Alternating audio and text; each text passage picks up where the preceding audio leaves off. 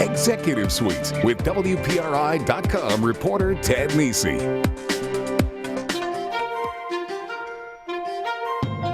This is not an easy time to run a liberal arts college. Ever-rising tuition and soaring student debt have many families questioning the value of a BA in English.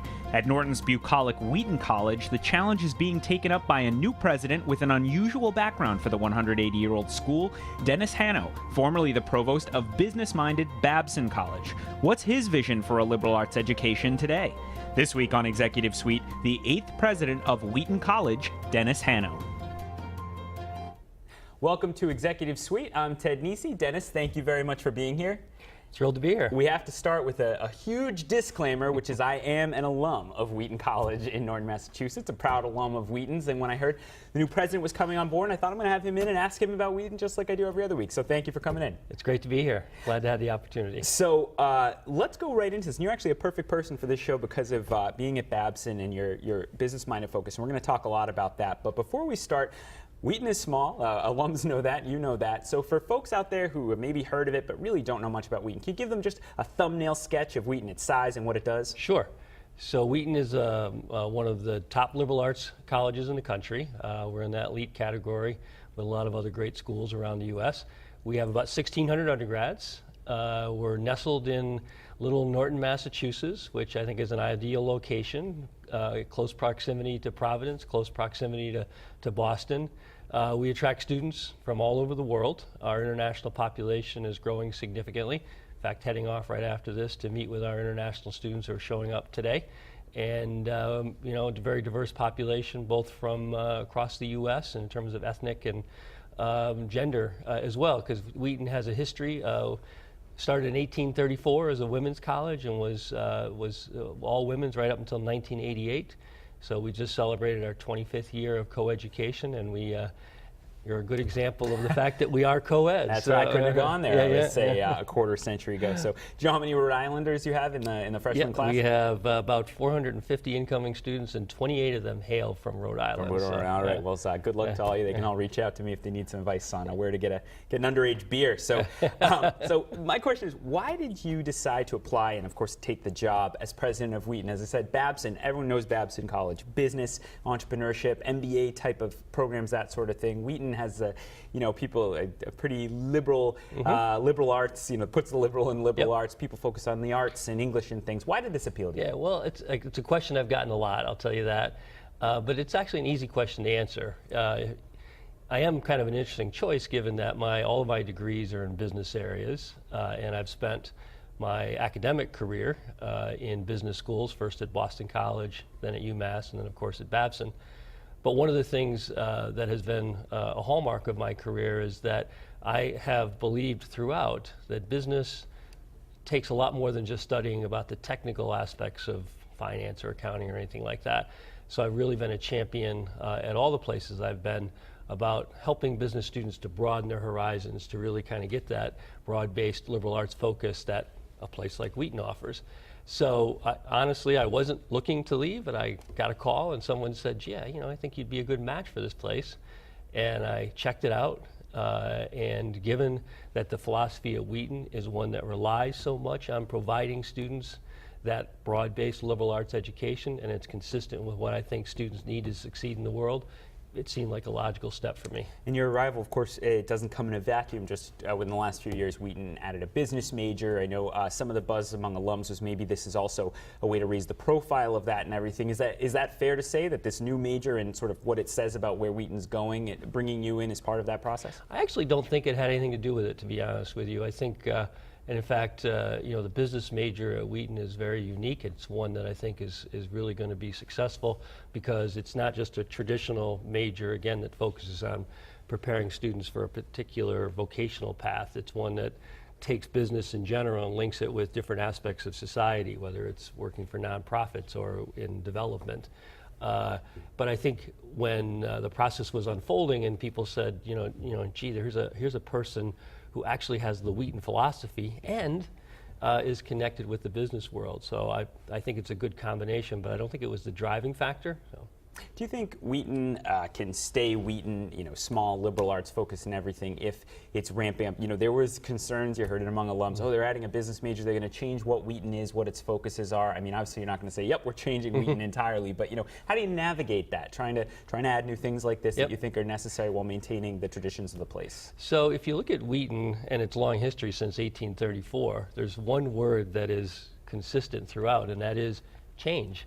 And if you think about, even since you've known Wheaton and could remember the change, obviously from co-ed or from single gender to co-ed, if you look at the curriculum that's been developed, it's the connections curriculum that we have at Wheaton has been path-breaking, and that many others have followed in our path. So when I look at the progression of Wheaton adding this business and management major, and by the way, it isn't the only major that's brand new. We have a focus on film studies, we have a focus on neuroscience, and a few other areas that are new for us. To me, it's actually that next generation of liberal arts education where you link that broad-based background that students get, the critical thinking skills, and start to figure out how you can, in some of the more applied disciplines, build on that to really have an impact in the areas that students go into. How much is it driven by what academics and the people in leadership positions at colleges, and not just at Wheaton, feel is necessary and the right way to go? And how much is it driven by sort of a bubbling up factor with students saying, well, hey, this is a lot of money, I want to make sure, business sounds tangible, I can use that. How are those in balance? You bring up a good point. I think it's a healthy mix of both. It's interesting, if you were to look at CEOs and leaders of many major organizations, surprisingly, many of them did come through a traditional liberal arts track. It's not too often that you find somebody who was a straight business major who makes it to the executive suite. It does happen, of course, but there's a disproportionate number of people who came through an alternative track. So I think there's always been this belief that liberal arts education provides the background to be able to, excel at leadership levels. But yes, it's grounded today in when parents show up on campus, particularly from the parents, first question is, so what's this going to lead to as an opportunity for my son or daughter? I think we've done a good job at Wheaton. We have the Filene Center, which I think was there when you were there as well, that works with students right away from the first year they're on campus to help them identify internships. We provide funding opportunities to gain those real-world experiences. I think providing these majors is a natural next step in giving students who want to go off and do some amazing things that background that they might need to have a little bit of a head start over a student who didn't have any introduction to some of the business or other disciplines that we've now added. All right, we're going to take a break. When we come back, we're going to talk more about with the new president of Wheaton College about what's going on there and some of the challenges facing small liberal arts colleges across New England and the country. Stick with us on Executive Suite.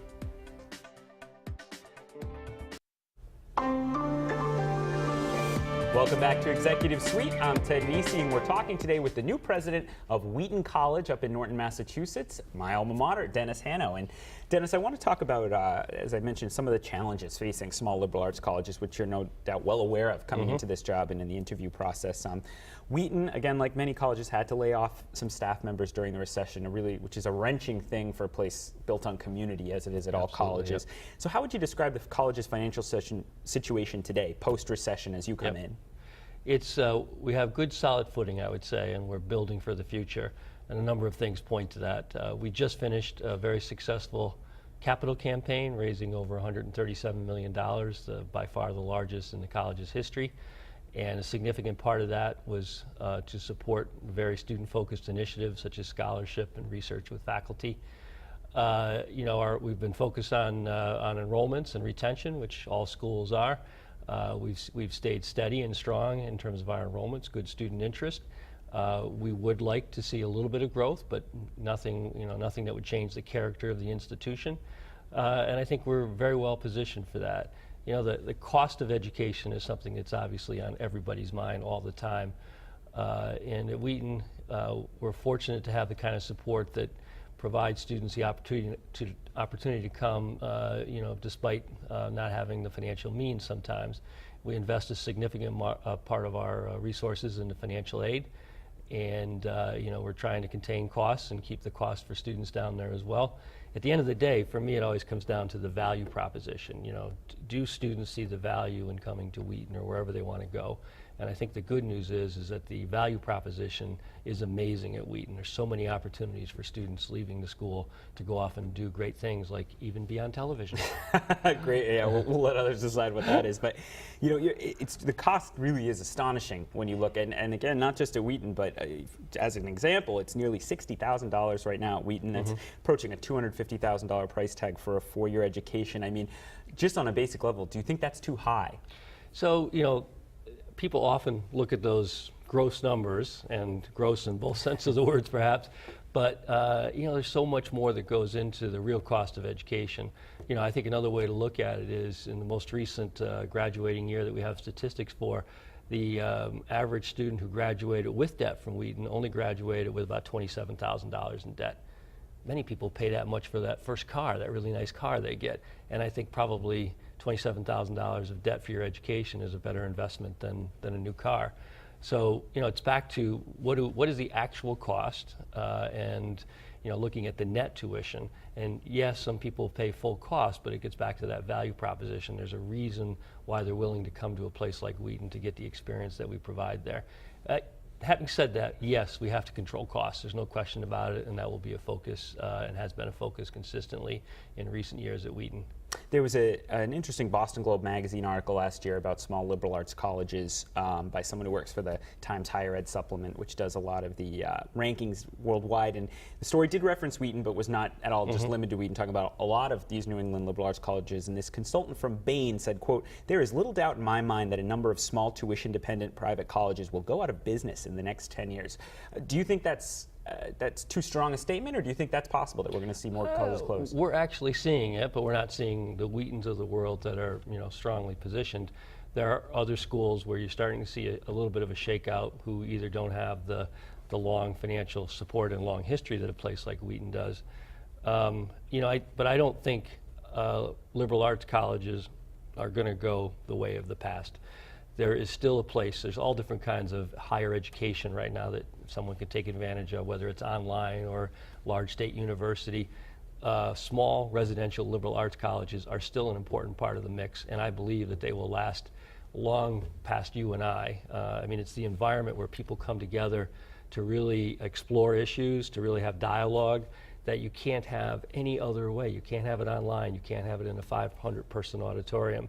And that's not to say those are bad or anything, but it's a place like Wheaton that's going to give students the opportunity to really experiment and explore, to create new things, new ideas to help solve the problems of the future. And that's why I believe so strongly that Wheaton and schools like Wheaton are going to be around for a long time. And when you look at the colleges that have, you're right, a couple of them have actually had to close in recent years. What do you see as what was the trigger really that you see for those schools, and something you obviously want to protect Wheaton from, or think Wheaton isn't exposed to? Well, if you were to look at those schools, number one, a lot of them didn't have the long history that a Wheaton does, and even if they did have the long history, they didn't have the strong alumni support that a place like Wheaton does. That capital campaign, and yes, our endowment isn't Harvard's, but we're strong and have a good financial base to build on. We're in it for the long haul, and I just think that we have the financial strength and the interest of students, our alums, to continue to support us. We'll be there. When you mentioned the endowment, I was looking at that. It's now $176 million at the end of fiscal 13. I think that's pretty much bounced back from the recession, right? Took a big dip there. Yeah, and it's it's one of those things where knock on whatever this is, we think it's going to hit $200 million pretty soon. So it continues to grow, and a lot of that, again, I trace back to the support of a strong alumni base that's always willing to help us out with the things that make Wheaton a special place. How important for people when they hear about endowments? Obviously, you mentioned Harvard, even Brown University, I think, is approaching $3 billion. I want to say they're definitely over $2 billion. How important is that in terms of giving flexibility to a college and a college's president, especially in relatively hard times like we've had in the last few years? Well, it helps you to be able to target things that you wouldn't otherwise, and I go back to financial aid. That's a huge priority for many colleges, and Wheaton, it's right at the top of the list. The $137 million capital campaign we just concluded, over $50 million of that was raised specifically for financial aid. There's now, I believe it's about 200 more scholarship opportunities for students. Again, we're a small place, so 200 more opportunities for a total student population of 1,600 on top of what we already had. So that endowment and the ability to get that support from friends and alumni is so important to keeping things going. And people like to invest in things that are doing good things, and that, success breeds more success. And I think that's what we're seeing at Wheaton, and that's what we're going to see even more so in the future going forward. It's about, I think, 1,600, you said, students at the moment at Wheaton right now. Hasn't grown very much. It's a little bit, but not much in recent years. Would you ever consider any significant, larger expansion of the student population at Wheaton, the undergraduate population? No, I don't think that's in the cards. I mean, I think the character of the institution, the environment that allows students to work so intensely and intensively with faculty and staff that are there. Our ratio is, I think, 11 to 1 students to faculty. And probably more importantly, there's so many opportunities for students to do one-on-one work with faculty and staff that that character is so important to maintain. Maybe a little room for growth, but nothing that's going to change that environment in any significant way. You also see some liberal arts colleges that were historically undergraduate adding graduate programs, master's degrees and such. Again, not something that Wheaton's doing right now. Do you see any room for that at Wheaton?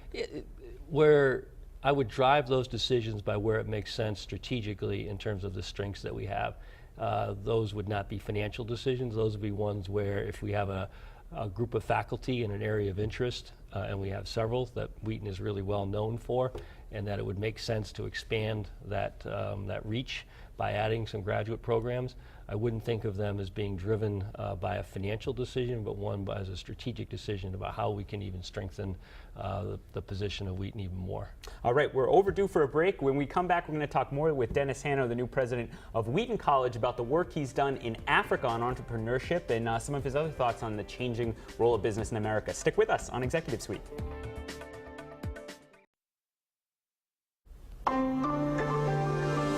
Welcome back to Executive Suite. I'm Ted Nesi, and we're talking this week with Dennis Hanno, the new president of Wheaton College up in Norton, Massachusetts. And Dennis, I'm curious a little more about how you ended up at this point. What made you decide when you were much younger to go into higher ed? What made you think I want to do a higher ed profession? What drew you to it? Much younger, the way you said. Yeah, I know. As I said that sounded like more meaning than I intended. I apologize.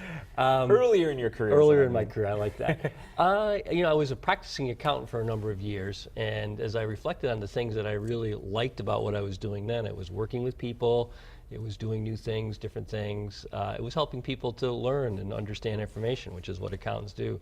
But I really felt I could do more. And so it was, when I was about 30 years old, I decided to go back and get my PhD so I could become a professor.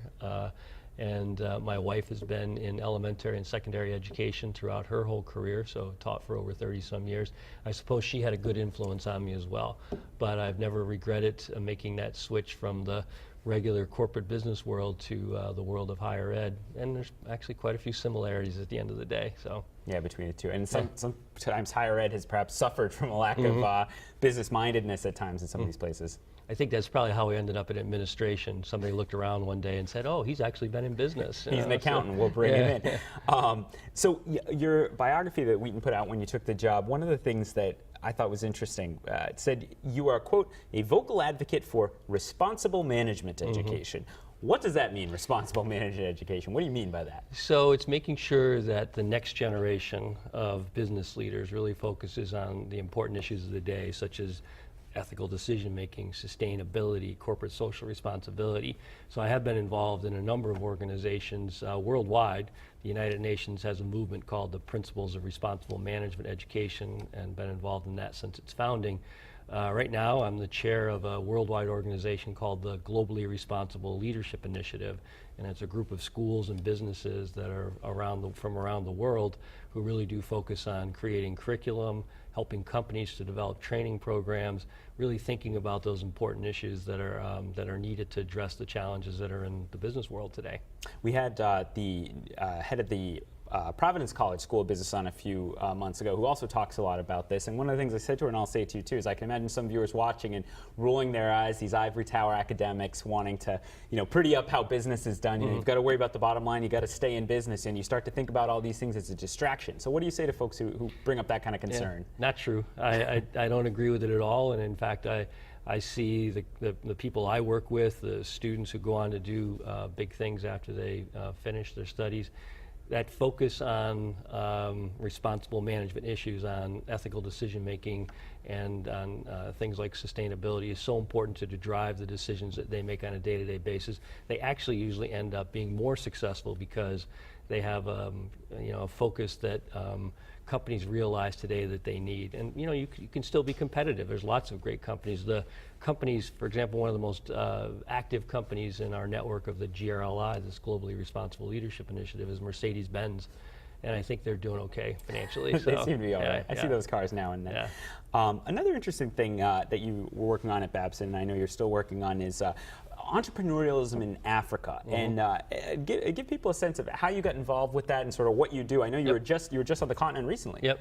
So the two are very closely related. In my mind, if you're going to talk about being a globally responsible leader, you ought to be a globally responsible leader. So I had the opportunity about 15 years ago to visit Ghana in West Africa and started a small project there, which has really mushroomed and has spread to several other countries in Africa. In a nutshell, what I usually spend my time doing is taking teams over, whether it's from UMass Amherst, where I was, or Babson and now Wheaton, to work with high school students to help them think differently about what they can do to solve the problems in their own communities, to really help them to become entrepreneurial thinkers. And it's been extremely effective. In Rwanda, we had 100 of the top students from around the country join us for a week, and many of those students actually walk out of the seminar that we offer them having created things that they can actually put into action right then and there within their own communities and their own lives. Just a few weeks ago, we had the White House hosted a big summit on Africa and focused on the African economy, in particular business leaders from America and Africa, as well as heads of state. As someone who spends a lot of time thinking about the economies of the African nations, what did you think of that effort, and what do you think of how the U.S. is doing in terms of reaching out to Africa? Well, I'd say it's about time. Having been working there for over 15 years, first thing I remember when I went was the presence of the Chinese. There was so much construction activity and other things that were being led by Chinese companies and very little U.S. presence. So starting to see more and more of that filter in there. There's a lot of potential in Africa. There's also a lot of need, and I think the U.S. should be focused on, and there's 1 billion people who live on the continent, and it's the next great frontier in terms of economic development. All right, that's all the time we have this week. I want to thank Dennis Hanno for joining us from Wheaton College, new president there. We'll be watching to see what happens next up there at my old alma mater. If you missed any of this episode of Executive Suite or any other episode of the show, you can always catch all of those on our website, WPRI.com. And we have full coverage coming up of Campaign 2014 over on WPRI 12. We have debates and a lot of other content coming online and on TV, so make sure you check the schedule out for that, and you'll see my face over there grilling some of the politicians. So I hope you tune in. Stick with us this week and every week on Executive Suite.